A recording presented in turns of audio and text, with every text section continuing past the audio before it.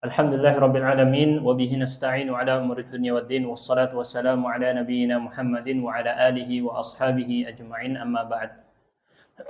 Jemaah sekalian rahimakumullah. Insyaallah kita akan membahas sebuah tema yang penting untuk disampaikan, yaitu tentang Dajjal, ya. Adik-adik sini ada yang tahu Dajjal tidak?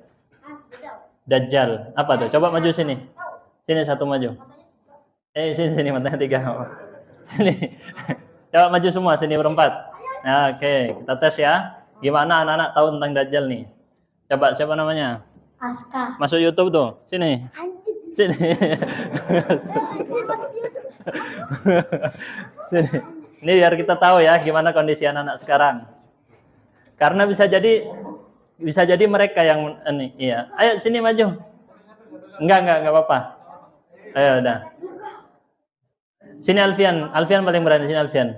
Saya tanya Alfian, apa yang kamu tahu tentang Dajjal, Alfian? Hah? Enggak tahu sama sekali. Katanya matanya 3 tadi.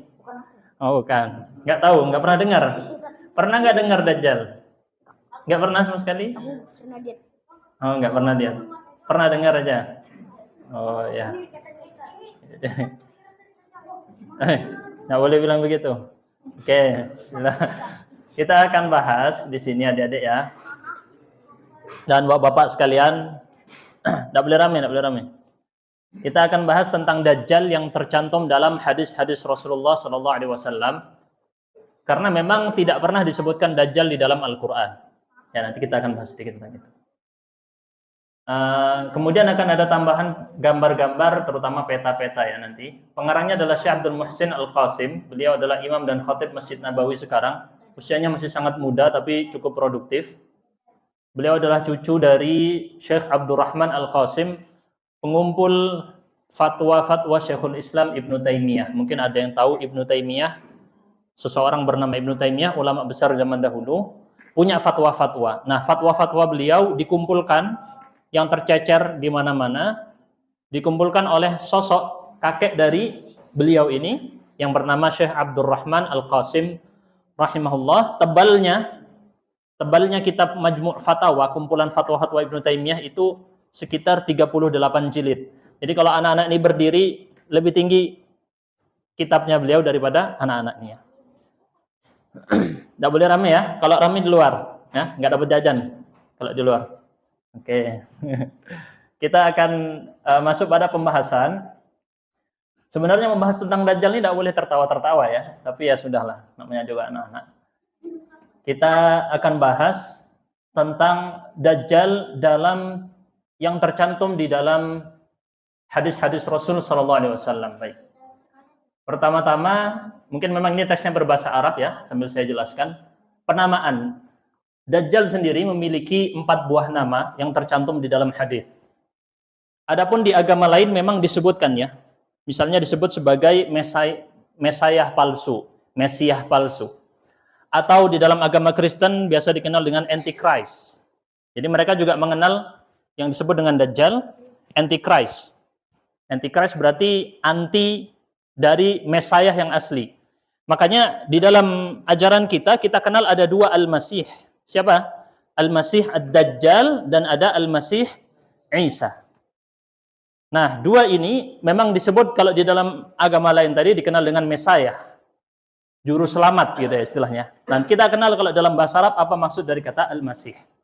Jadi Ad-Dajjal sendiri memiliki 4 buah nama. Pertama adalah Al-Masih Ad-Dajjal, sebutkan dalam doa yang kita baca sebelum salam misalnya.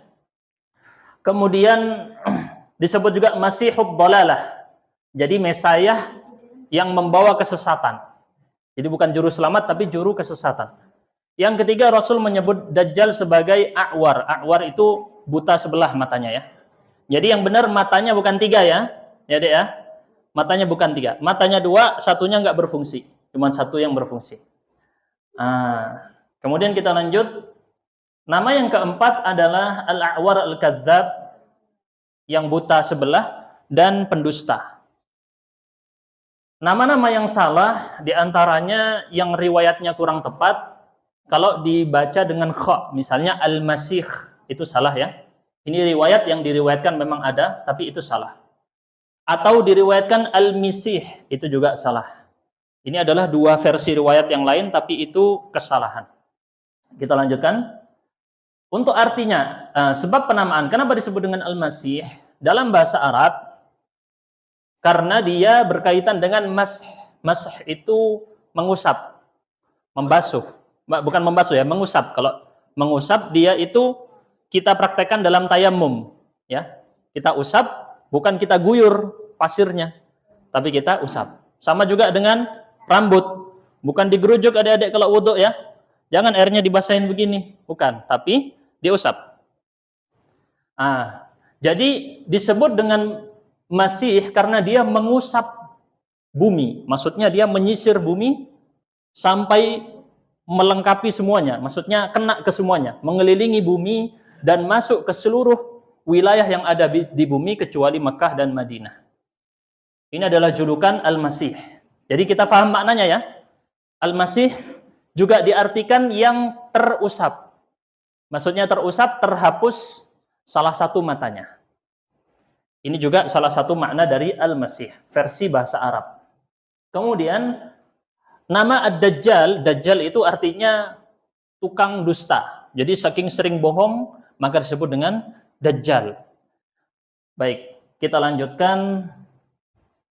Hadis-hadis tentang Dajjal jumlahnya sangat banyak, bahkan Ibnu Katsir mengatakan hampir tidak terhitung. Maksudnya sulit untuk dikumpulkan semuanya. Saking banyaknya dan memang dijuluki sebagai riwayat yang mutawatir secara makna. Apa itu maksudnya? Jumlah periwayatnya dari para sahabat sangat banyak. Sehingga masuk derajat mutawatir. Kalau sudah masuk derajat mutawatir, dia tidak boleh ditolak sama sekali. Alias masuk dalam ranah akidah yang sangat kuat. Sehingga umat Islam harus meyakini bahwa Dajjal akan keluar. Nanti di akhir zaman, seperti yang akan kita bahas lebih rinci. Sebagian kelompok-kelompok menyimpang dalam Islam, mereka mengingkari adanya Dajjal. Misalnya orang Khawarij atau orang Jahmiyah, ini kelompok-kelompok zaman dulu. Sekarang sudah nggak ada, tapi pemikirannya masih ada. Atau Mu'tazilah. Mereka menolak yang adanya Dajjal, atau orang-orang zaman sekarang mereka menolak wujudnya Dajjal, tapi bilang Dajjal itu adalah kiasan atau konotasi dari apa gitu ya, sistem yang buruk, pemerintahan yang buruk dan seterusnya. Tapi ini tidak benar karena kita akan lihat sangat banyak hadis yang menjelaskan tentang wujudnya Dajjal sebagai manusia, bukan sebagai sebuah sistem. Kita lanjut berikutnya.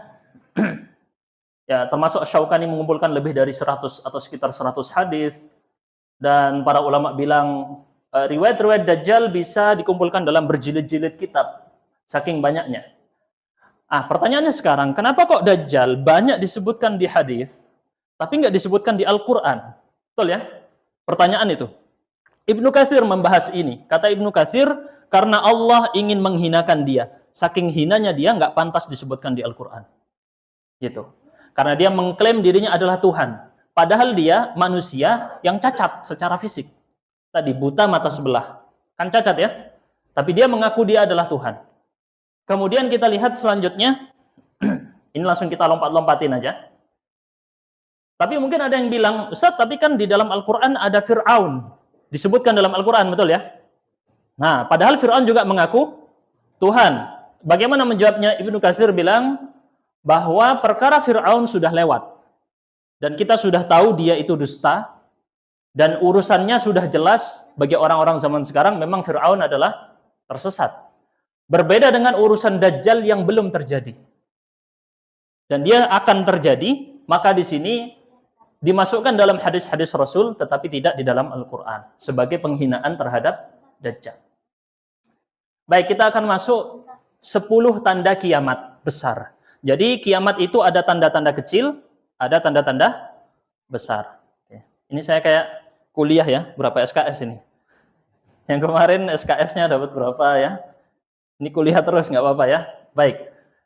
Ini tanda-tanda besar hari kiamat, cukup banyak, tentu tidak bisa kita bahas semua di sini, kita hanya akan menyebutkan sedikit. Suatu saat Nabi SAW menemui para sahabat, dan para sahabat sedang berbincang-bincang ya, ngobrol. Rasul nanya, kalian sedang ngobrol tentang apa? Mungkin kalau kita ngobrol tentang apa Pak biasanya Pak? Ngobrol, mau ngobrol bola gitu ya. Yang tukang judi ngobrol, ini nomor berapa hari ini gitu ya. Nah, jadi kalau para sahabat ngobrolnya tentang hari kiamat, Pak. Ngobrol tentang hari kiamat, maka Rasulullah mengatakan itu tidak akan terjadi sampai ada 10 tanda-tanda. Maka Rasul menyebutkan 10 tanda besar. Pertama asap, salah satunya. Ini tidak urut ya, tidak disebutkan secara urut. Ada juga tanda Dajjal, ada dabbah. Dabbah itu hewan melata yang nanti akan memberi tanda. Terus terbitnya matahari dari barat, turunnya Nabi Isa, Ya'juj dan Ma'juj, kalau dalam bahasa orang barat, Gog and Magog. Itu manusia ya, bukan hewan atau monster. Ya'juj dan Ma'juj itu manusia seperti kita juga.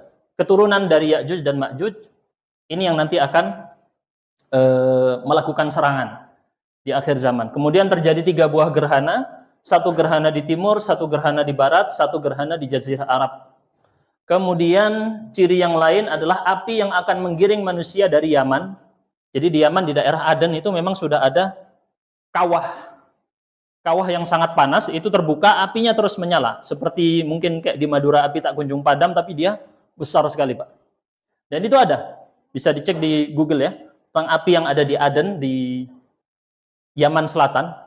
Dan itu akan ada api yang muncul dari Yaman, menggiring manusia untuk ke padang tempat berkumpul nanti, di hari kiamat. Atau dikenal dengan padang mahsyar. Dalam hadis yang lain, Rasul mengatakan, ada 3 hal, kalau sudah keluar, maka terjadi dalam ayat, tidak akan bermanfaat seseorang keimanannya, apabila dia belum pernah beriman sebelumnya, atau tidak melakukan kebaikan dalam imannya. Ini arti secara bahasa Indonesia dalam ayat tersebut. Jadi kalau sudah terjadi 3 tanda ini, ya, kalau 3 tanda ini sudah terjadi, maka dia baru beriman, nggak diterima imannya. Seperti Fir'aun ketika dia mau dicabut nyawanya, dia baru beriman. Tapi Allah tolak keimanannya tadi, tidak diakui. Nah ini hati-hati ya teman-teman sekalian. Apa 3 tanda itu? Pertama, keluarnya matahari dari barat. Kedua, Dajjal. Ketiga, hewan melata yang nanti khusus memberikan stempel siapa yang beriman dan siapa yang tidak. Baik, memperingatkan dari Dajjal ini sesuatu yang harus terus dilakukan. Sebab para nabi terdahulu semuanya, kata Rasulullah SAW dalam hadis, semua hadis yang kita sebutkan sini adalah hadis-hadis yang sahih ya. Hanya saja untuk menyingkat waktu, saya tidak menyebutkan riwayat-riwayatnya. Ini hadis riwayat Bukhari dan Muslim. Rasul mengatakan, tidak ada seorang nabi pun kecuali dia pasti memperingatkan umatnya tentang Dajjal. Semua nabi memperingatkan itu. Bahkan Nabi Nuh yang hidup jauh sebelum kita beribu-ribu tahun sudah memperingatkan tentang Dajjal. Kemudian Rasul menjelaskan, ketahuilah bahwa Dajjal itu buta sebelah, sedangkan Tuhan kalian tidak buta sebelah. Dan tertulis di antara kedua matanya huruf kaf, fa, dan ra. Oke, kita bahas ya. Cocok logi dikit nanti kita bahas. Dan beliau juga Rasulullah mengatakan, ketahuilah bahwasanya tidak ada seorang dari kalian bisa melihat Tuhannya sampai dia meninggal.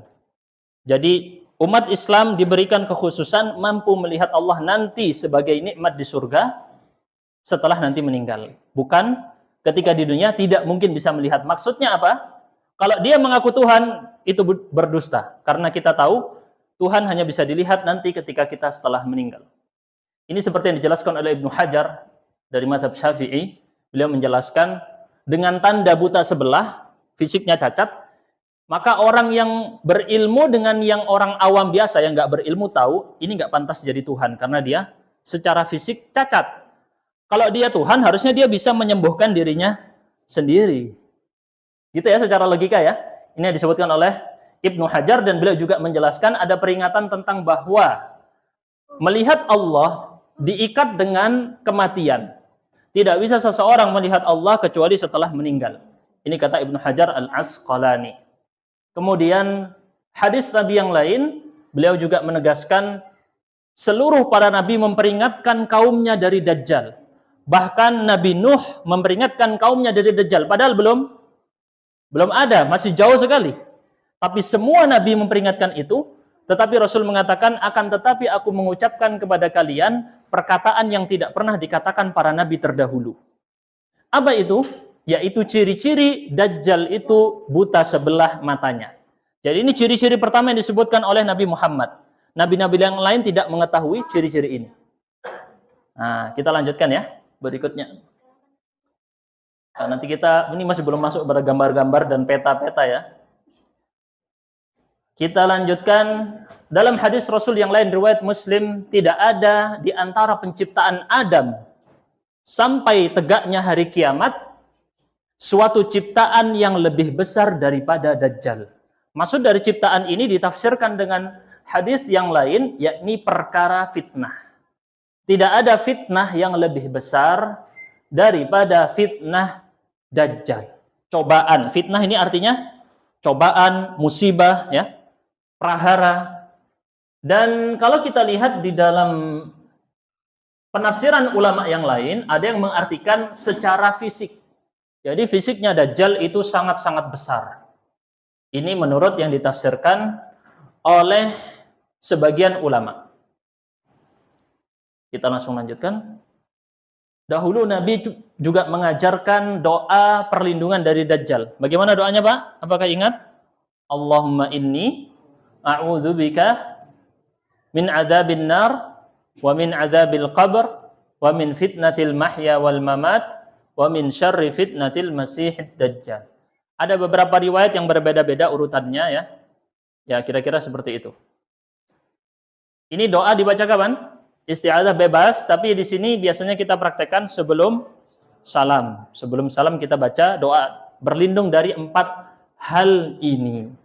Bukan hanya para nabi, tapi para ulama juga memperingatkan. Oleh karena itu para dai tetap harus memperingatkan ya urusan Dajjal. Bukan urusan ustadz tertentu. Oh, kalau tentang Dajjal ustadz A gitu ya. Yang ustadz selain ustadz A nggak boleh bahas Dajjal kan gitu. Enggak ya. Tapi semua yang berdakwah harus menyampaikan bahayanya fitnah Dajjal. Sebab bisa jadi itu terjadi di zaman kita. Bisa jadi terjadi di zaman keturunan kita. Maka kita harus mempersiapkan anak-anak kandung kita, keturunan kita, keluarga kita, agar terhindar dari fitnah Dajjal. Jangankan seperti itu, wahai jamaah sekalian. Tapi para sahabat Nabi takut dari fitnah Dajjal. Padahal mereka masih hidup bersama Rasulullah. Mari kita lihat ya, dalam kisah, ada 2 buah kisah di sini. Dari hadis Abu Sa'id Al-Khudri, suatu saat kami berjaga, bergantian, bergiliran jaga Rasul. Jadi Rasulullah rumahnya kan dekat masjid ya. Maka para sahabat saling bergantian menjaga. Takut suatu saat Rasul ada kebutuhan hajat atau ada perkara yang tiba-tiba muncul di malam hari supaya kami bisa membantunya. Maka waktu itu yang lagi, istilah kita mungkin ronda ya Pak ya, jaga-jaga, rame-rame, lagi banyak. Kemudian kami berbincang-bincang, para sahabat ngobrol lagi ya Pak ya. Maka Rasulullah SAW suatu saat keluar, melihat para sahabat tadi di malam hari. Apa ini perbincangan ini? Najwa ini, bukan najwa yang itu ya. Najwa itu artinya berbincang rahasia, secara rahasia. Seperti bisik-bisik tapi ya, dia hanya khusus. Nah, Rasul mengatakan, bukankah aku telah melarang kalian dari melakukan perbincangan rahasia? Maka mereka para sahabat bilang, ya kami bertaubat kepada Allah, wahai Nabi Allah. Kami sebenarnya berbincang tentang Al-Masih, maksudnya Dajjal. Dalam rangka untuk menghindari Dajjal tadi, takut. Maka Rasulullah mengatakan, mau aku beritahu kalian apa yang lebih aku takutkan kepada kalian dibandingkan Dajjal? Maka para sahabat bilang, iya. Yaitu asyirkul khafi. Apa asyirkul khafi? Syirik yang tersembunyi. Apa maksudnya syirik tersembunyi? Seseorang melakukan pekerjaan dalam rangka atau dikarenakan kedudukan seseorang yang lain. Datang Pak PM, langsung semangat ya, langsung menampakkan, Masya Allah, ada Pak PM sholat di masjid, ikut sholat di masjid juga ya. Nggak ada Pak PM, hilang juga. Misalnya seperti itu ya. Bukan menyinggung, tapi kalau tersinggung, alhamdulillah. Enggak ya, maksudnya di sini adalah teman-teman sekalian, asyirkul khafi, syirik yang tersembunyi itu sangat sulit. Jangankan kita biasa, para ulama besar sampai akhir hayatnya takut selama ini amal perbuatannya tertolak, Karena ada syirik tersembunyi di dalam hati. Oke, kita langsung lanjut ya. Kisah yang kedua adalah suatu saat Rasulullah menyebutkan tentang Dajjal di pagi hari. Beliau merendahkan Dajjal serendah-rendahnya, dihinakan. Terus Rasulullah meninggi-ninggikan perkara fitnahnya. Sampai kami menyangka, para sahabat, Dajjal lagi ada di dalam semak-semak kebun kurma. Di pinggirannya kebun kurma. Kemudian ketika kami pergi menuju tempat tersebut, atau kepada Nabi, kami pergi kepada Nabi, Nabi mengetahui perkara itu di dalam kami. Maksudnya, masya'nukum, kata Nabi. Kenapa kalian? Kok tiba-tiba datang ya? Maka kami, para sahabat mengatakan, wahai Rasulullah, engkau menyebutkan Dajjal. Engkau merendahkan Dajjal dan mengangkatnya. Sampai-sampai kami menyangka Dajjal sedang ada di dalam semak-semak kebun kurma itu.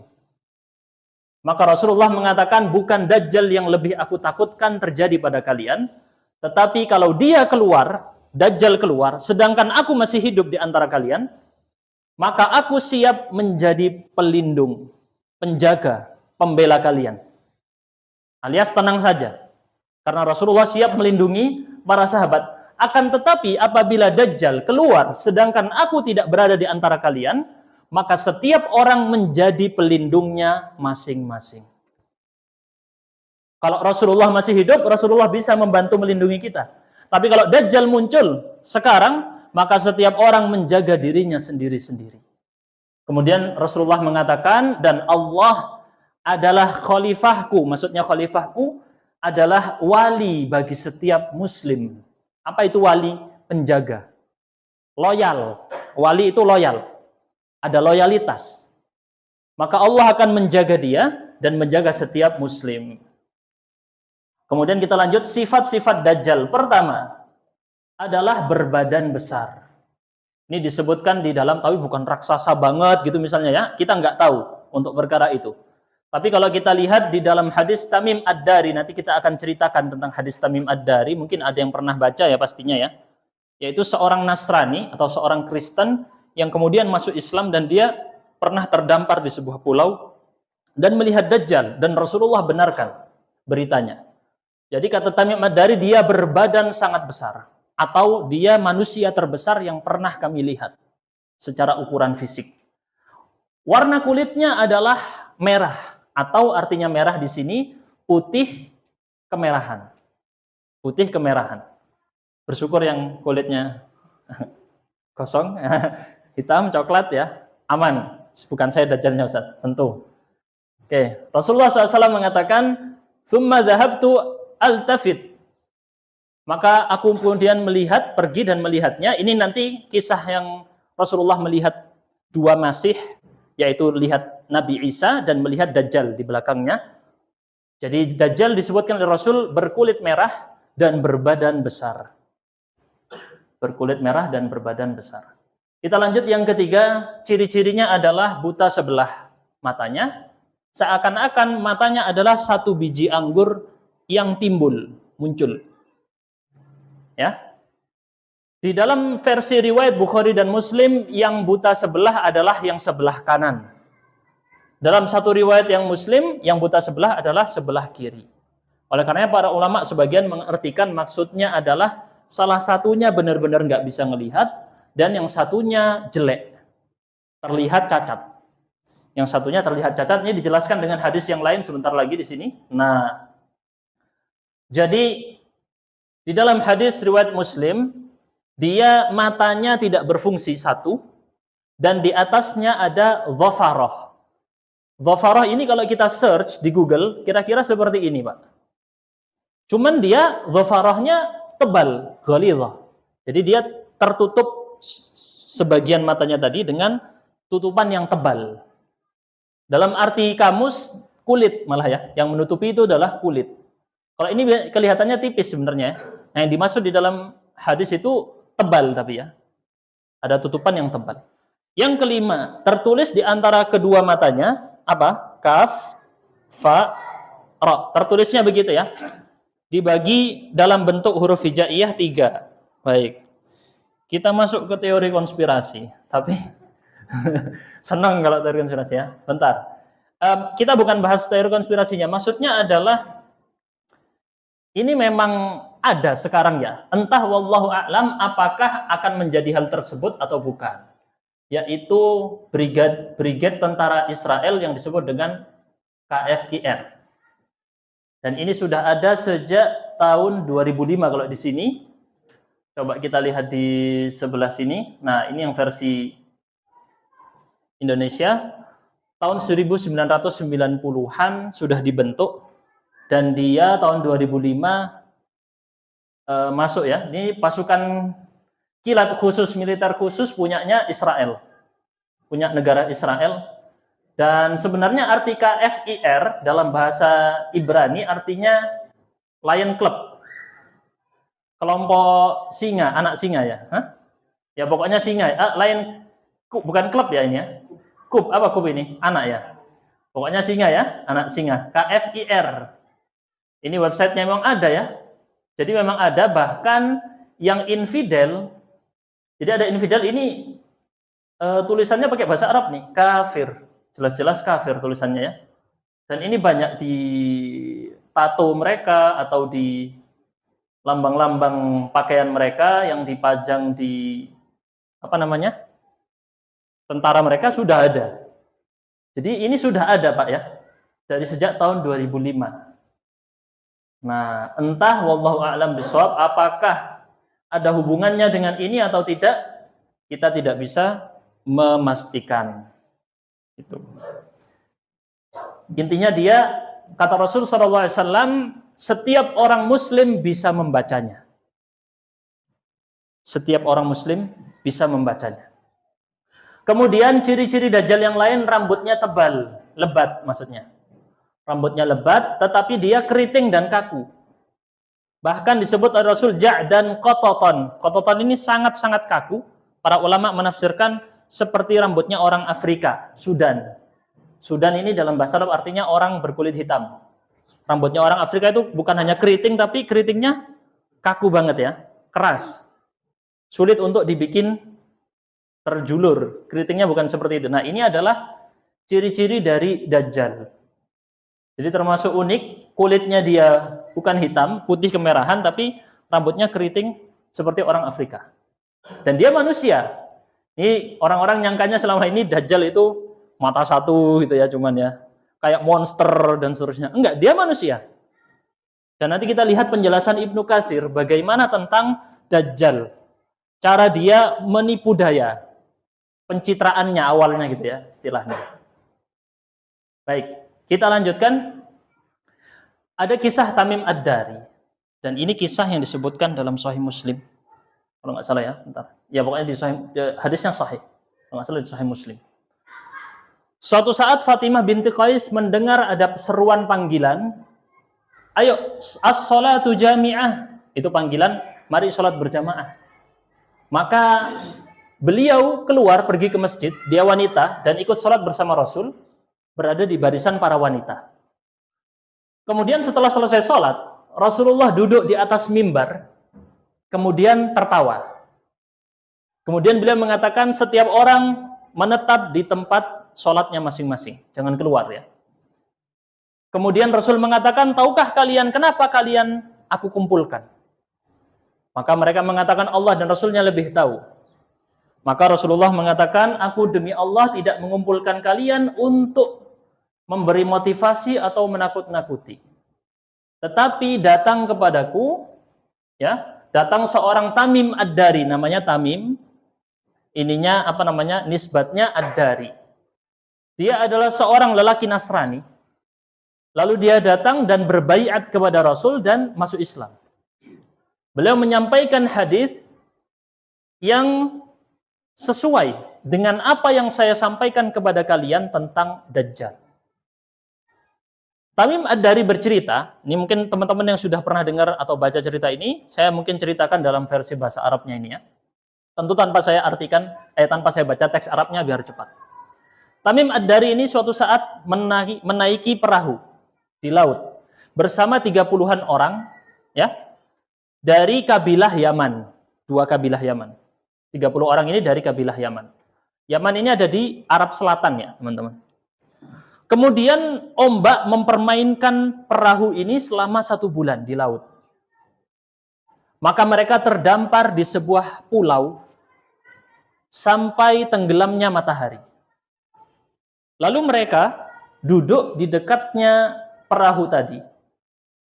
Mereka masuk ke dalam pulau tadi, kemudian menemui suatu makhluk, hewan melata, yang rambutnya banyak. Saking banyaknya rambut atau bulu, tidak diketahui mana bagian depan dan mana bagian belakangnya. Dikarenakan terlalu banyak rambutnya atau bulunya. Maka mereka mengatakan, celaka ini, kamu siapa? Apa kamu ini? Hewan apa ya? Makhluk apa? Dia bilang, saya adalah jassasah. Baik, kita lihat di footnote-nya, jassasah disebut dengan jassasah karena dia tajussu. Tajussu itu memata-matai. Jadi dia adalah mata-matanya Dajjal. Apa itu jassasah? Tidak dijawab sama hewan tadi. Hewannya bisa berbicara ya. Dia bukan manusia. Wahai kaum, pergilah kalian kepada laki-laki yang ada di bangunan kayaknya ya. Suatu tempat tersebut. Maka kemudian lamma sammat lana rajulan fariqna minha an takuna syaitana. Intinya mereka pada pergi dengan cepat sampai masuk ke dalam bangunan tersebut atau ad-dair, ini saya nggak tahu ya, takut salah. Apa Ustaz Nana mungkin tahu? Ad-dair. Saya takut salah ya, karena saya nggak cek juga. Tempat mungkin ya, karena dalam bahasa Arab dar itu artinya tempat atau rumah.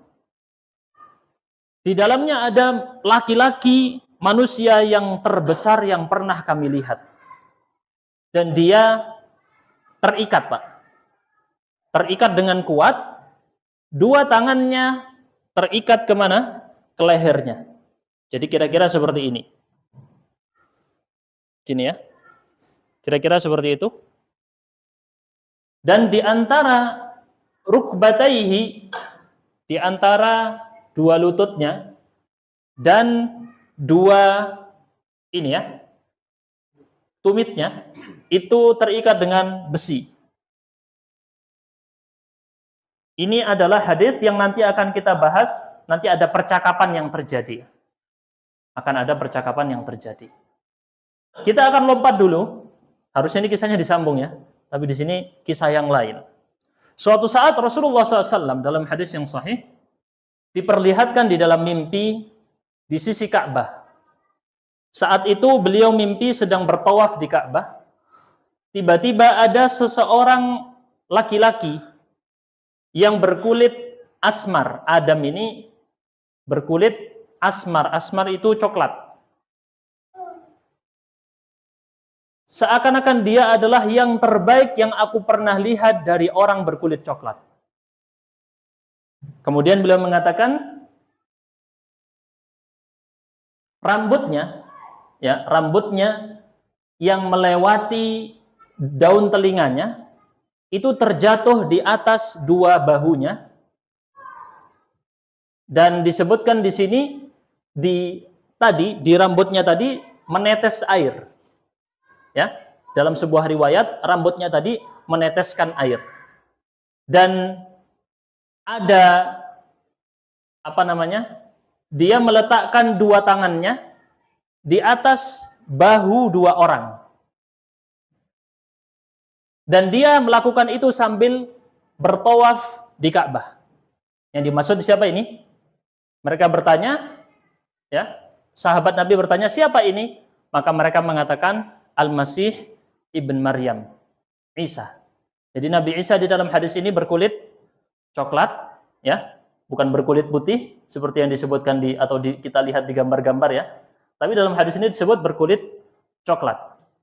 Dan beliau rambutnya cukup panjang tadi sampai menyentuh ke 2 bahunya. Kemudian Rasul mengatakan dalam mimpi tersebut, aku melihat di belakangnya ada seorang lelaki. Rambutnya keriting dengan sangat-sangat keriting dan matanya yang kanan adalah buta sebelah.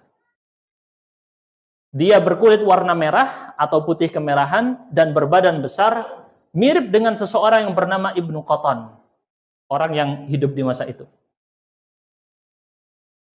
Baik. Kemudian dia bertanya, periwayatnya siapa itu atau siapa ini? Ini adalah Al-Masih Ad-Dajjal. Intinya maksudnya di dalam hadis ini menjelaskan karakteristik dari Dajjal yang tadi sudah kita sebutkan apa saja ya. Mungkin kita langsung lanjutkan kepada hakikat. Hakikat Masih Dajjal langsung aja. Nah, ini juga poin yang penting untuk kita sampaikan. Dajjal adalah manusia dan dia sama seperti manusia yang lain, dia lemah. Walaupun nanti kita akan lihat ada keajaiban-keajaiban yang dia lakukan. Jadi dia adalah manusia, dia bukan hewan, dia bukan setan. Dia manusia, seperti manusia-manusia biasa. Kemudian bahkan Al-Mudhiri mengatakan dia lebih lemah daripada manusia kita karena dia fisiknya cacat. Dan cacat itu adalah suatu aib yang membuat dia tidak pantas disebut sebagai Tuhan. Seandainya dia adalah Tuhan, maka dia harus zatnya, fisiknya selamat dari apapun kekurangan. Ya. Tapi kan nggak mungkin dia, karena dia secara fisik jelek atau kurang. Dan beliau mengatakan, andai kata memang kurang, maka mengatakan kalau dia memang Tuhan, pasti dia bisa menghilangkan kekurangannya itu sendiri. Oke, langsung kita lanjutkan aja. Nah, bagaimana Ustadz Dajjal sekarang? Kondisinya sekarang dia hidup. Dia masih ada, sebagaimana datang dalam hadis Rasulullah SAW. Dalam kisah Tamim Ad-Dari, saat itu Rasulullah hidup dan Dajjal juga hidup. Berarti Dajjal punya kekhususan dalam masalah usia. Betul ya? Kemudian kita lanjut. Dia ada di mana? Di sebuah pulau dari pulau-pulau yang ada di lautan tadi. Nanti kita bahas lautannya ada di mana berdasarkan hadis-hadis Nabi. Kemudian terbelenggu dengan besi. Dia terbelenggu dengan besi dengan gambaran yang tadi sudah kita jelaskan. Langsung aja kita bahas. Tanda-tanda keluarnya Dajjal. Ini disebutkan dalam percakapan yang terjadi antara Tamim Ad-Dari dengan Dajjal di pulau tadi. Pertama adalah kebun kurma di daerah Baisan yang ada di Palestina Utara, selatannya Danau Tiberias, itu sudah tidak lagi berbuah. Dalam percakapan yang terjadi antara Tamim Ad-Dari dengan Dajjal, Dajjal mengatakan, beritahu aku tentang kebun kurma yang ada di Baisan. Maka kami mengatakan, tentang apa kamu menanyakan? Maka Dajjal mengatakan, aku tanya tentang kebun tadi, apakah masih berbuah? Mereka berkata, iya, masih berbuah. Maka Dajjal mengatakan, ketahuilah dia suatu saat akan tidak lagi berbuah. Hampir-hampir tidak lagi berbuah.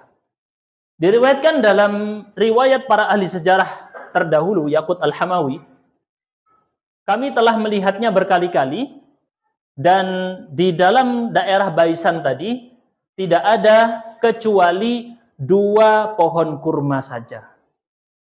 Ya, kecuali 2 pohon kurma saja. Ini dalam perkataan Yaqut Al-Hamawi. Ini gambaran yang sekarang, mungkin dulu pernah terjadi, tapi sekarang ini foto yang ditampilkan oleh pengarang kitab.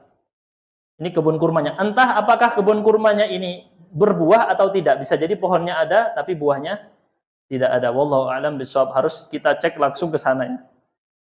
Yang kedua adalah habisnya air di Danau Tiberias. Danau Tiberias atau dalam versi orang Barat sekarang disebut dengan Sea of Galilee. Ya, Sea of Galilee. Ini kalau kita lihat lokasinya ada di sini. Jadi di daerah Palestina ada 2 yang besar ya. Di sini ada Laut Mati. Ke utaranya di sini ada apa ini?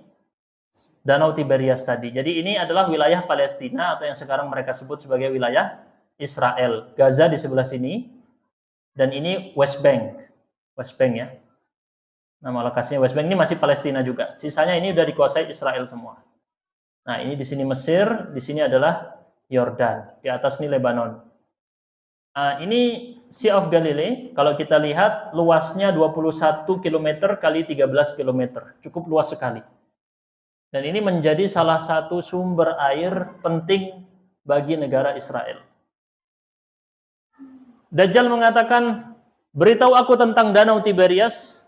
Tentang apa? Tentang airnya. Maka mereka mengatakan airnya banyak. Maka Dajjal mengatakan, ketahuilah sesungguhnya airnya suatu saat atau hampir-hampir dia akan habis. Ciri-ciri dari keluarnya Dajjal nanti adalah habisnya air di Danau Tiberias. Nah, ini gambarannya ya. Kalau tadi kebun kurma Baisan di sini, oke, dan di sini adalah Danau Tiberias. Danau Tobaria. Ini Laut Mati, Dead Sea itu ya. Ini Baitul Maqdis. Apa Baitul Maqdis? Masjid Al-Aqsa. Masjid Al-Aqsa ini ya. Ini Masjid Al-Aqsa. Ini daerah Palestina. Ini West Bank ya. Nah, ini Israel di sini. Nah, ini udah direbut sama Israel kan. Al-Quds atau Yerusalem. Ini Danau Tiberias. Kita langsung lanjut. Nah, ini Danau Tiberias gambarannya. Memang dia beberapa kali berkurang, terus nanti tambah lagi berkurang, seperti itu terus ya. Kalau habisnya masih belum. Memang saat ini masih belum habis.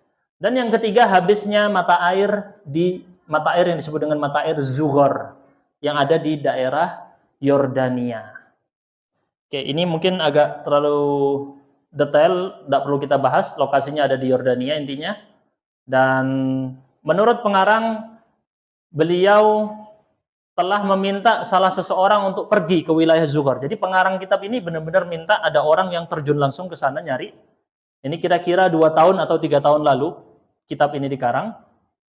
Dan diminta untuk cek yang mana yang disebut dengan mata air Zughor. Lalu dikasih tunjuk. Jadi kalau kita cari di Google nggak ketemu ya. Ini penamaan orang dulu.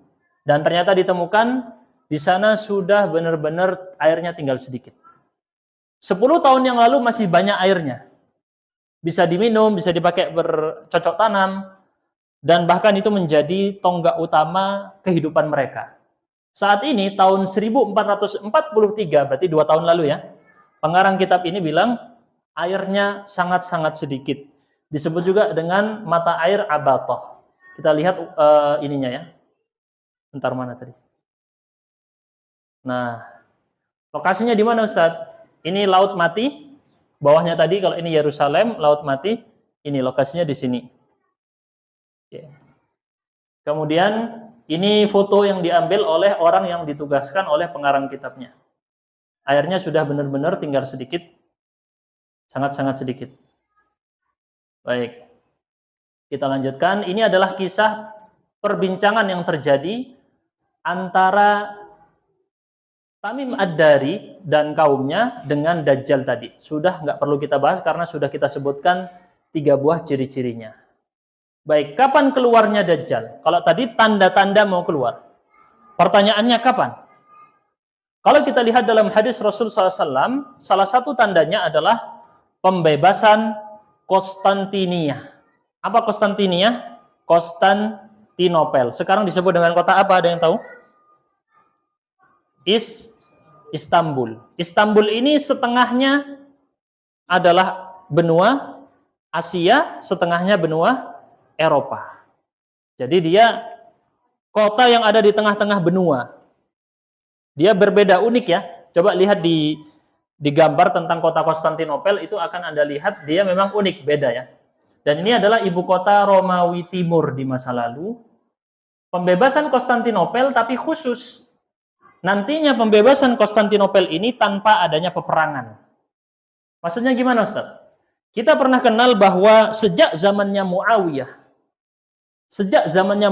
bin Abi Sufyan, yang beliau sahabat Nabi radhiyallahu an, beliau sudah melakukan peperangan untuk merebut Konstantinopel dari orang-orang Romawi Timur. Agar bisa masuk dalam mungkin keutamaan dari, ya keutamanya sangat banyak untuk merebut kota tersebut. Karena orang Barat menganggap bahwa ibu kota dunia adalah Konstantinopel.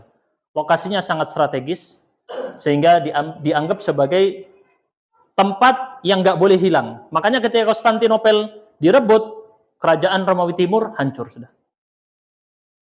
Baik, ini tentang Konstantinopel. Bagaimana Ustaz tentang Konstantinopel ini? Sejak zaman sahabat Nabi sudah dilakukan usaha untuk merebutnya, tapi tidak pernah berhasil. Sampai kemudian pada tahun 857 Hijriah, berarti 800-an tahun setelah itu, Muhammad bin Murad bin Muhammad atau yang dikenal dengan gelar Muhammad Al-Fatih. Al-Fatih artinya sang pembebas. Ini gelar ya, bukan namanya dia, tapi ini gelar. Muhammad Al-Fatih adalah sosok yang membebaskan Konstantinopel dan dimasukkan dalam wilayah kekhalifahan Turki Utsmani. Tetapi ini bukan yang disebutkan dalam hadis. Karena Al-Fatih melakukan peperangan. Itu Konstantinopel itu kota yang dikelilingi dengan benteng, Pak ya. Benteng yang sangat besar. Saking luar biasanya Muhammad Al-Fatih dalam untuk merebut supaya kalau dia lewat laut itu sudah ada ranjau-ranjau yang nggak bisa dilewati. Maka yang dilakukan oleh Muhammad Al-Fatih, dia akan mengepung sekian belas hari, saya lupa ya rincinya ya. Sekian belas hari atau sekian bulan mengepung Konstantinopel untuk merebut. Kapalnya itu nggak bisa lewat, Pak. Maka dia dalam pertama kali dalam sejarah dan tidak pernah terulang lagi, dia membawa kapal-kapal yang di laut, 70 kapal dibawa di atas darat. Untuk menyeberang ke laut yang lain. Dibawa di atas darat, dibawa orang. Menyeberang, Pak. Dan perjalanannya jauh banget. Dan itu makanya kalau Anda lihat kisah perjuangan Muhammad Al-Fatih membebaskan Konstantinopel luar biasa ya. Merinding seringkali. Bahkan bunyi meriamnya yang sangat besar digotong sekian banyak orang dan sapi. Dan dia pakai meriam yang sangat baik. Pokoknya panjang ya. Kita tidak bahas itu. Tapi bukan ini yang dimaksud. Yang dimaksud adalah suatu saat nanti. Dan sekarang belum terjadi. Di akhir zaman, Konstantinopel akan dibebaskan lagi. Tapi Ustaz, sekarang kan Konstantinopel dipegang oleh orang Muslim, Turki. Betul. Kita tidak tahu apa yang terjadi ke depannya. Makanya dalam hadis disebutkan nanti akan dibebaskan tidak menggunakan peperangan. Pakai apa? Ada yang tahu? Menggunakan ucapan tahlil dan ucapan takbir. Mari kita lihat hadisnya. Rasulullah SAW berkata kepada para sahabat, kalian pernah dengar sebuah kota yang satu bagiannya ada di tanah, satu bagiannya ada di laut. Maka mereka mengatakan, betul ya Rasulullah, kami pernah mendengarnya. Maksudnya apa? Konstantinopel tadi. Saking besarnya kota ini terdengar dan terkenal di seantero dunia waktu itu. Dia adalah kota yang setengahnya tanah dan setengahnya laut. Kemudian Rasul mengatakan tidak akan terjadi kiamat sampai 70.000 orang dari Bani Ishaq, keturunannya Nabi Ishaq, dan mereka adalah orang-orang Muslim. Mereka memerangi kota tersebut. Dan apabila mereka mendatanginya, mereka tidak memerangi dengan senjata dan tidak melempar panah sama sekali. Tapi mereka mengatakan la ilaha illallah wallahu akbar. Maka jatuh salah satu atau terebut salah satu bagian dari kota tadi. Jadi yang di darat direbut, kemudian beliau mengatakan yang di laut, mereka kemudian mengatakan la ilaha illallah wallahu akbar, direbut pula daerah yang lain. Yang ketiga kali mereka mengatakan la ilaha illallah wallahu akbar, maka kemudian dibukakanlah kota tersebut dan mereka bisa masuk dan merebut harta-harta rampasan perang yang ada di sana. Saat mereka saling berebut harta-harta rampasan perang, saling membagi maksudnya, bukan berebut, datanglah suara teriakan. Dia bilang sesungguhnya Dajjal telah keluar. Sesungguhnya Dajjal telah keluar, fayatrukuna kulla syai'in, maka mereka kemudian meninggalkan harta-harta rampasan perang dan mereka pulang ke rumahnya masing-masing menyelamatkan keluarganya. Jadi ini adalah kisah munculnya Dajjal. Kisah munculnya Dajjal. Kalau dalam riwayat yang lain, mereka sebenarnya membawa senjata, tapi mereka tidak menggunakan senjatanya. Ketika mereka membagi harta rampasan perang, digantungkanlah senjata-senjata mereka di pohon zaitun. Lalu ada syaitan yang berteriak. Hadis ini riwayat Muslim ya, dua-duanya. Syaitan ini berteriak, sesungguhnya Al-Masih Ad-Dajjal telah datang kepada keluarga-keluarga kalian. Maka mereka kemudian kabur. Mereka kemudian lari, tidak berebut harta lagi. Ini adalah gambaran dari keluarnya Dajjal. Baik, tempat keluarnya Dajjal di mana Ustaz? Ada beberapa riwayat yang akan kita sebutkan. Dalam hadis riwayat Muslim, keluarnya adalah di Bahar Asy-Syam. Laut Syam. Apa Laut Syam? Di Mediterania. Atau Bahril Yaman, lautan Yaman. Tapi ini adalah keraguan yang muncul atau persangkaan, kata Al-Qurtubi. Kemudian Rasul mengatakan tidak, tetapi dia berasal dari daerah timur. Baik, di sini Rasul menyebutkan 3 lokasi. Kita akan tampilkan. Pertama Rasul menyebut apa tadi? Laut Syam. Ini laut Mediterania. Yang mana laut Mediterania, Ustaz? Itu yang di daerah perbatasan dengan Eropa, lautnya Eropa ya. Laut antara Eropa, Asia, dan Afrika. Bentar.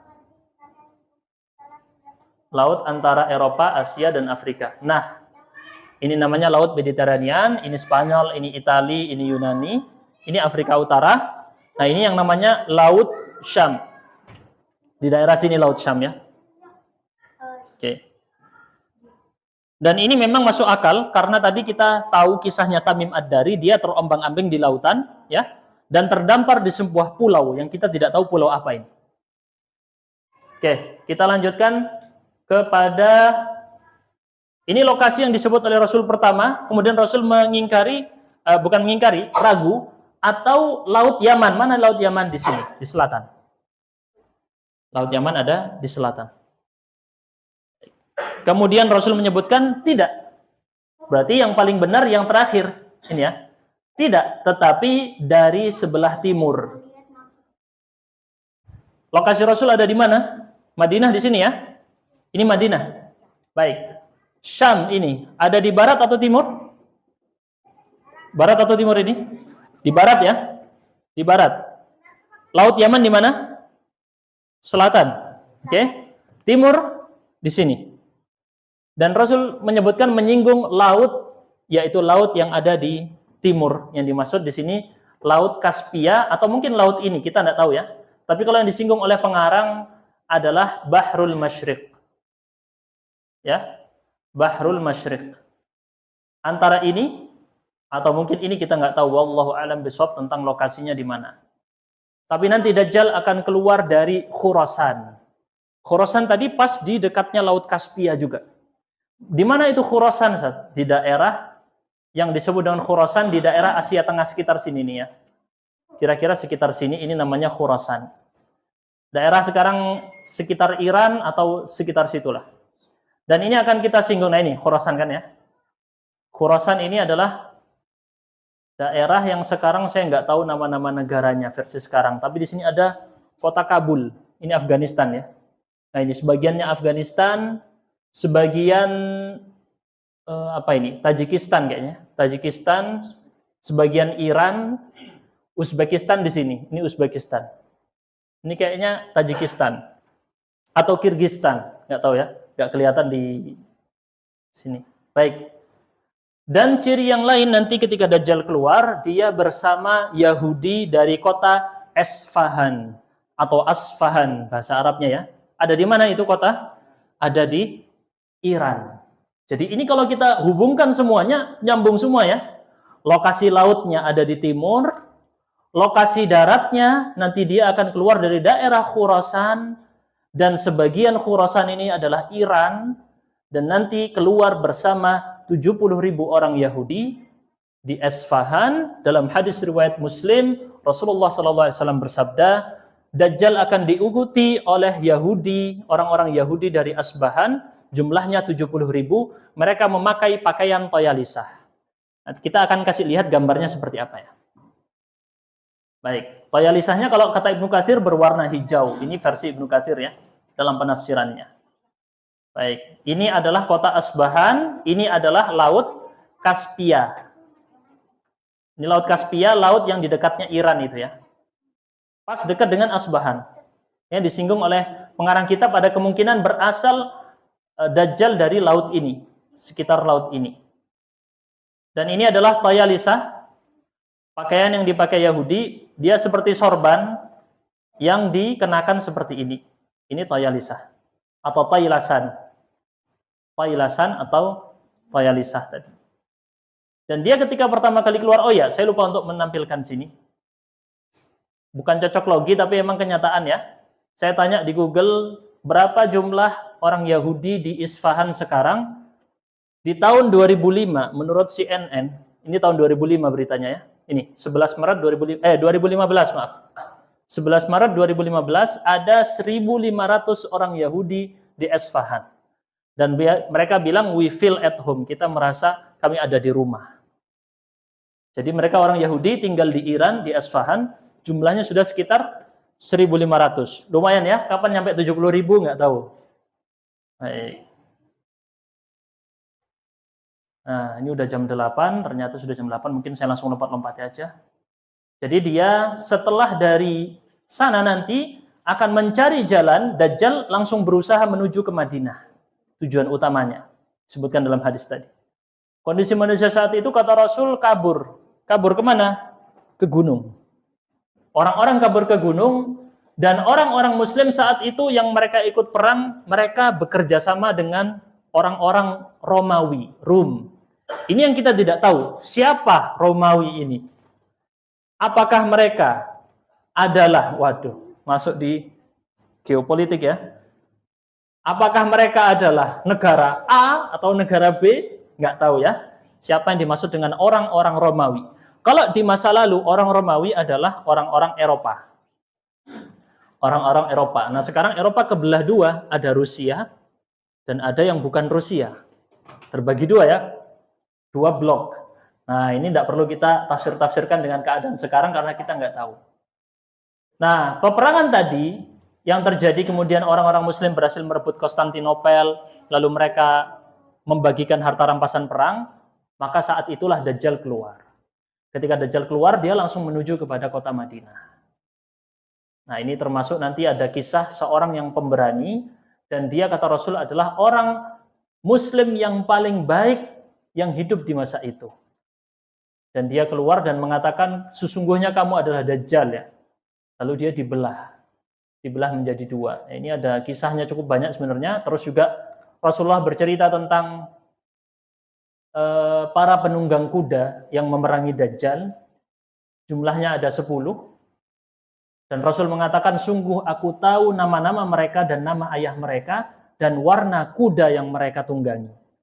Kita nggak tahu gambaran peperangan di masa itu, apakah sudah tidak pakai tank atau alat-alat berat lagi, nggak tahu apa yang terjadi ya. Tapi Rasulullah menyampaikan, Rasul tahu warna kuda mereka. Dan mereka adalah para penunggang kuda terbaik di bumi di masa itu. Hadisnya riwayat Muslim. Lagi-lagi banyak dari hadis riwayat Muslim, hadisnya sahih semua ya. Dari tadi, baik. Ada sebenarnya satu kisah yang luar biasa, ingin saya kasih tunjuk. Nah.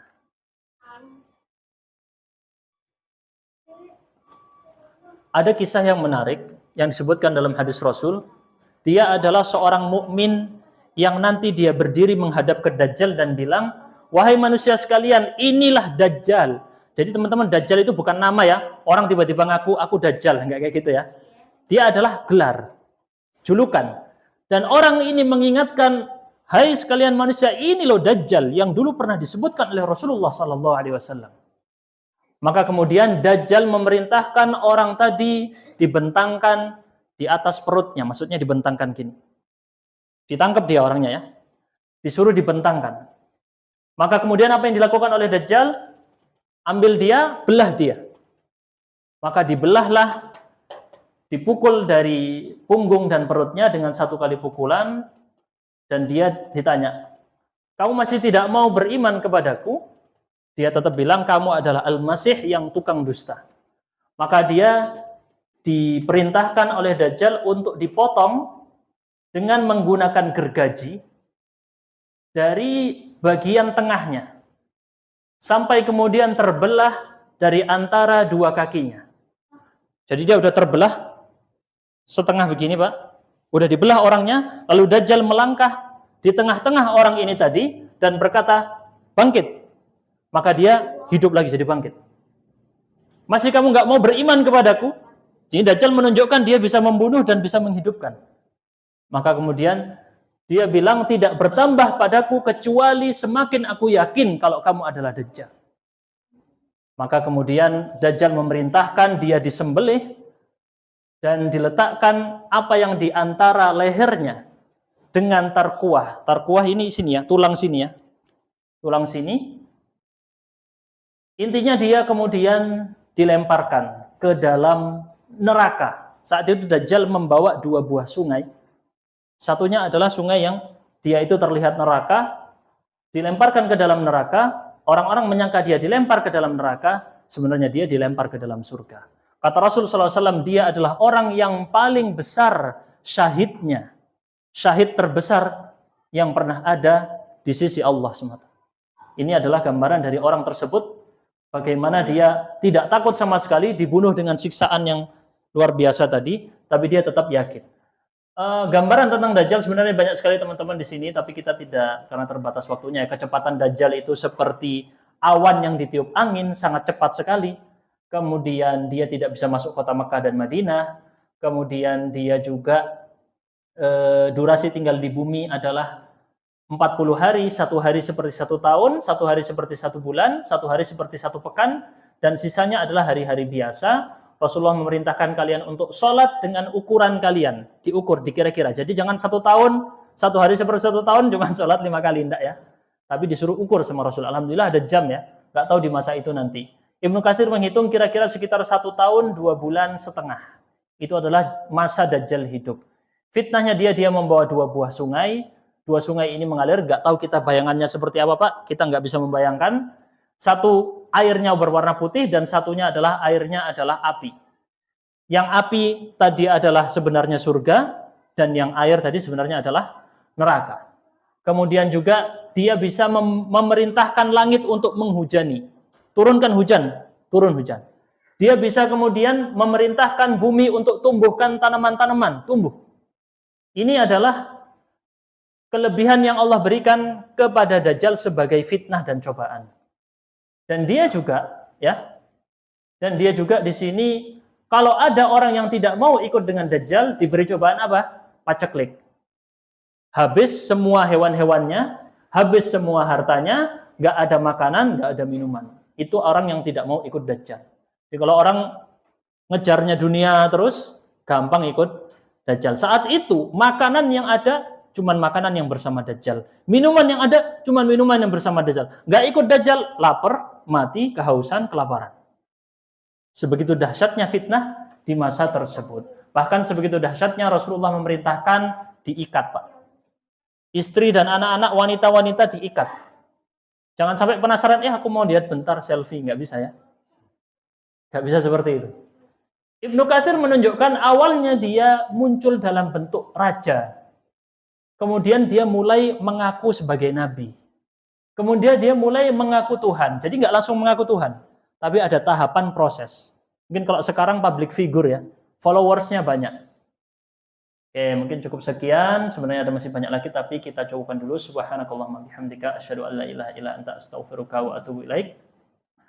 Wa akhiru da'wana alhamdulillahirabbil alamin. Wassalamualaikum warahmatullahi wabarakatuh.